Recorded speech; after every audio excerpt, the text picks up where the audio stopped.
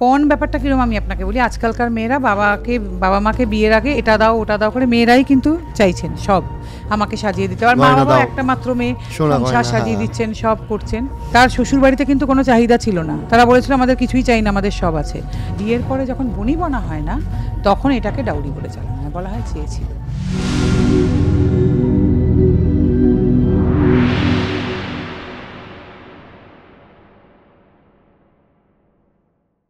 Dowry act 304B, যেটাতে মানে পণ, মানে আমরা অনেক সময় এরকম দেখে এসেছি আমাদের বন্ধুবান্ধবদের মধ্যে যাদের আর্থিক অবস্থা ভালো, বাড়িতে মেয়ে রয়েছে, তারা সবসময় চেষ্টা করে যে তার মেয়ের বিয়ে হবে তাদের স্ট্যান্ডার্ডের কোনো একটা ছেলের সাথে। তারা কিন্তু কখনো ভাবে না যে আমরা বড় লোক, আমাদের একটা মেয়েকে গরিব বাড়ির ছেলের সাথে বিয়ে দেবো। অথচ ইন জেনারেল এরকম অনেক সময় দেখা যায় যে ছেলে হয়তো ভালো চাকরি বাকরি পেয়ে অনেক বড় লোক হয়েছে, কিন্তু বিয়ে করেছে তুলনায় কম আর্থিক ক্ষমতা সম্পন্ন কোনো পরিবারের সাথে, এবং এটা কিন্তু সমাজে খুব একটা তির্যক চোখে দেখাও হয় না। উল্টোটাও তো দেখা হয়, উল্টোটা কিন্তু দেখা হয়। হ্যাঁ, উল্টোটা দেখা হয় যে বড়লোক বাড়ির মেয়ে যদি গরিব পরিবারে বিয়ে করে রেড়ে পড়ে যায় সেই বাড়িতে এবং তাদের পাড়াতে। এখন ঘটনা হচ্ছে, অথচ আইনের দিকে দেখা যাচ্ছে 304B, সেটা ডাউরি অ্যাক্টে বলা হচ্ছে যে ইন জেনারেল মহিলাদের থেকেই পয়সা চাওয়াটা অপরাধ। আমি আপনাকে এখানে একটা কথা, হ্যাঁ, একটা হচ্ছে ডাউরি অ্যাক্ট নিয়ে, যেটা প্রথম কথা যে আজকের ডাউরি অ্যাক্ট, পণ তো একসময় ছিলই নিশ্চয়ই, এখনও বহু রাজ্যে কিন্তু পণ ভাবেন না ওনারা, সেটাকে সমস্যা রয়ে গেছে। সমস্যাটাকে জানি না, মানে ওনারা খুশি মনেই দেওয়া নেওয়া করেন, আমি সেই কথা নিয়ে বলতে চাইছি না। পণ ব্যাপারটা কিরকম আমি আপনাকে বলি, আজকালকার মেয়েরা বাবা মাকে বিয়ের আগে এটা দাও ওটা দাও করে মেয়েরাই কিন্তু চাইছেন সব আমাকে সাজিয়ে দিতে। আর মা বাবা একটা মাত্র মেয়ে, সংসার সাজিয়ে দিচ্ছেন, সব করছেন। দিদির বিয়েতে এটা দিয়েছিলে, আমায় কেন দিলে না? আমি এরম মেয়েকেও জানি, দিদির বিয়ের বাজেট সে করে রেখেছিল, দিদির বিয়েতে এত এত দেওয়া হলো, দিয়ে তার বিয়ের সময় 125 টাকা কম পড়াতে সে ওটাও নিয়ে নিয়েছিল। আমি কিন্তু মিথ্যা কথা বলছি না, আমি সত্যি কথা বলছি। হ্যাঁ, এবার কি হলো, এই সব কিন্তু সে নিল, তার শ্বশুর বাড়িতে কিন্তু কোনো চাহিদা ছিল না, তারা বলেছিল আমাদের কিছুই চাই না, আমাদের সব আছে। এ আবার প্রেম করে বিয়ে, আবার বরকে বলছে তোমরা তো বোকা, চুপ করে থাকো, বাবা দিচ্ছে তুমি চুপ কেন বলছো, এসব কথা হলো। এবার কি হয় জানেন, বিয়ের পরে যখন বনিবনা হয় না, তখন এটাকে ডাউরি বলে চালানো হয়, বলা হয় চেয়েছিল, কারণ তখন কেসটা করতে হবে। আচ্ছা, এবার আমরা ভুলে গেলাম পণ চাওয়া যেমন অপরাধ, পণ দেওয়াও তো অপরাধ। তাহলে এটা যদি পণ হয়, তাহলে তোমরা তখন কেন থানায় যাওনি? বহু গ্রামের মেয়ে আছে দেখবেন যারা কিন্তু থানায় গিয়ে বিয়ে বন্ধ করে দেয়, আমরা দেখি এখনও কাগজে বেরোয়। তাহলে তুমি তো একটা এরম ধরনের মেয়েরা জেনারেলি চাকরি বাকরি করা হয় বা শহরের মেয়ে, ভালো পড়াশোনা করা, তা তুমি থানা তখন কেন যাওনি? কেন গিয়ে বলনি যে স্যার ওনারা ভীষণভাবে পণ চাইছেন, আমি এই বিয়েটা করতে চাই না? আর মেয়ের বাবাকে কটা ধরা হয়েছে পণ দেওয়ার জন্যে? উনি দিয়েছেন কেন? পণ তো দেয়া নেওয়া দুই অপরাধ। আজ পর্যন্ত পণ দেওয়ার জন্য আপনারা কজন বাবাকে ধরতে দেখেছেন? তার বিরুদ্ধে ডাউরি অ্যাক্টের মামলা হয়েছে, এটা কটা দেখেছেন? তাহলে আমাদের দুদিকটা দেখতে হবে, আমরা দেখি না, আমরা সব সময় এক চোখো হরিণের মতন দৌড়ে চলেছি, এবং আমাদের না সেটাই শেখানো হয়েছে, আমরা দুদিকটা দেখছি না, বারবার বলছি। এবার আমি একটা কথা বলি, এই যে আপনি একটু আগে বললেন না যে মেয়ের বাড়ি যদি একটু কম স্ট্যান্ডার্ড হয়, ছেলের বাড়ি উঁচু স্ট্যান্ডার্ড, কোনো অসুবিধা নেই, কিন্তু এই উল্টোটা যদি হয় বিরাট অশান্তি শুরু হয়ে যায়। অর্থাৎ আমরা সম্বন্ধের সময় কাগজে কাগজে দেখবেন, বা এই যে ওয়েডিং যে সাইটগুলো হয়েছে, ছেলের সরকারি চাকরি চাই বা বড় এমএনসির চাকরি চাই, বাবা মা থাকলে হবে, বোন না থাকলেই ভালো, বড় মানে দোতলা বাড়ি থাকলে ভালো, গাড়ি মানে সম্পন্ন। আর মেয়ের ক্ষেত্রে ছেলের বাড়ি থেকে যদি কোথাও লেখা হয় মেয়ের গায়ের রং একটু ফর্সা হতে হবে, বা মেয়ে মোটামুটি সুন্দরী শিক্ষিত, চাকরি হলে ভালো, তখন সেটা হয়ে গেল পুরুষতান্ত্রিকতা।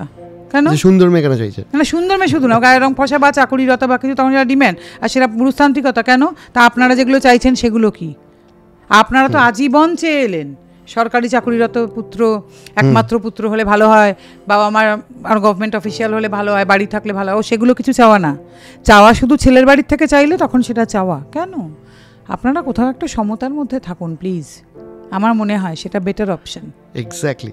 আর এই আপনি প্রফেশন, সরকারি চাকরি এগুলো বলছেন, আমি এরকম যেহেতু আমার কাজের সূত্রেও আমাকে বিভিন্ন শিল্পীদের সাথে মিশতে হয়, আমি এরকম ছেলের সাথে মিশেছি যে প্রফেশনালি খুব ভালো একজন ডান্সার, এবং সে আমাকে এসে বলেছে যে আমার সাথে আমার ডিপার্টমেন্টের কোনো মেয়েরা ভালোভাবে মেশে না। আমি জিজ্ঞেস কেন? তো সে একটা কলকাতার নামী বিশ্ববিদ্যালয়, সরকারি নামী বিশ্ববিদ্যালয়ের ডান্স ডিপার্টমেন্টের স্টুডেন্ট।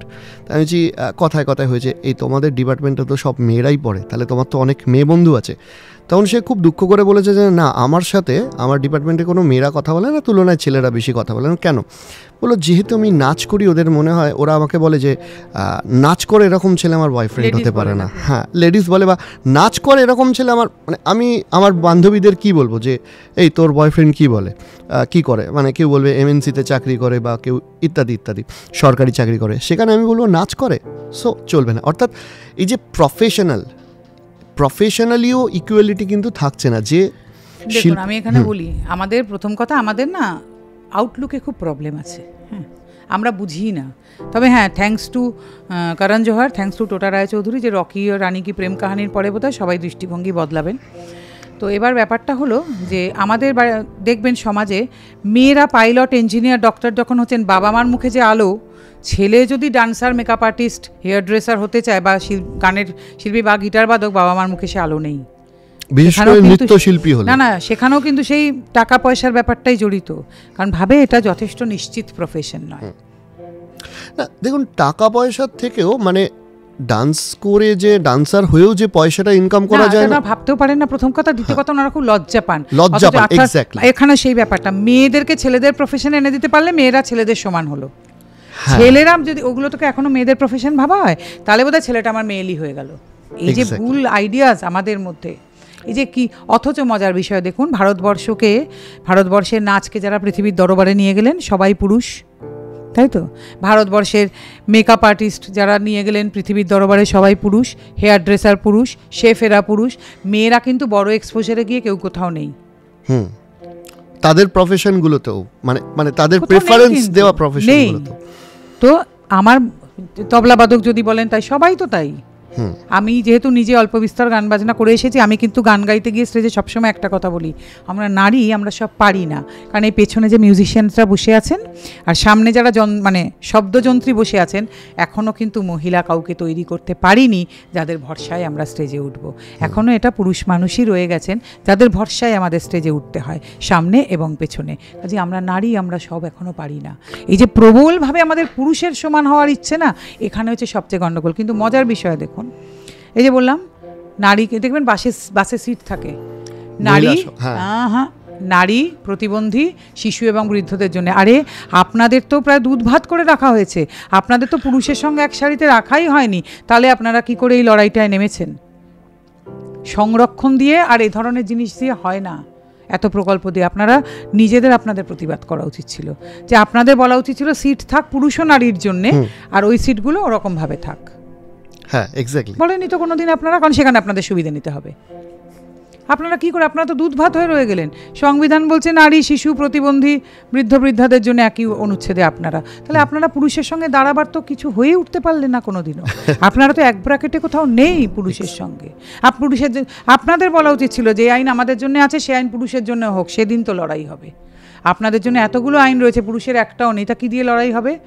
আপনারা নিয়ে দাঁড়িয়ে আছেন সব পুরুষ মানুষগুলো, সব নিরস্ত্র, সেখানে লড়াই হয় না তো, লড়াই না। এখানে সব গন্ডগোল হয়ে যাচ্ছে, কিন্তু আপনাদের এটা বুঝতে হবে, আপনারা এটা বুঝতেই